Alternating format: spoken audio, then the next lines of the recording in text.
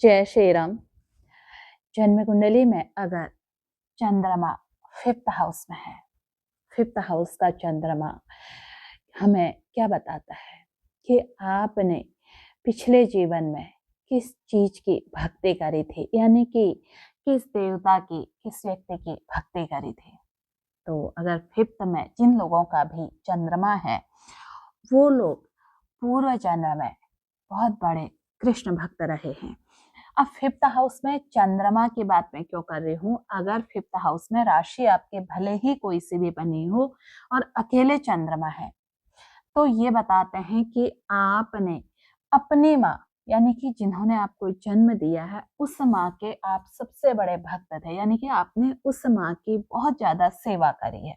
तो कहीं ना कहीं इस जीवन में वो चाहे आपकी प्रेमिका हो, चाहे पत्नी हो, या चाहे बेटी हो, आपको जो स्त्री पक्ष का जो साथ मिलेगा, एक माँ का जैसा मिलेगा, यानी कि वो आपकी देखभाल, ये मैं एक पुरुष की कुंडली को प्रेडिक्शन करते हुए कह रही हूँ कि वो आपकी देखभाल इस तरह से करेंगी जैसे कई बार माँ करती है। और ऐसे में कई बार वो आपके मुंह से अनायास निकल जाता है कि ये माँ की तरह क्यों कर रहे हो, मेरे देख रेख माँ हो क्या मेरी।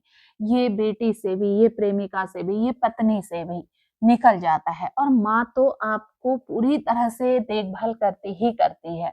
अब ये कृष्ण के भक्त होते हैं, इस जीवन में भले ही ये कृष्ण की भक्ति ना कर रहे हों, लेकिन कहीं ना कहीं इनके जीवन का जो मेलजोल होता है, कृष्ण भक्त जो होते हैं उनके साथ इनका मेलजोल अनायास बढ़ जाता है और कृष्ण की भूमि में बार बार आना जाना इनका हो जाता है।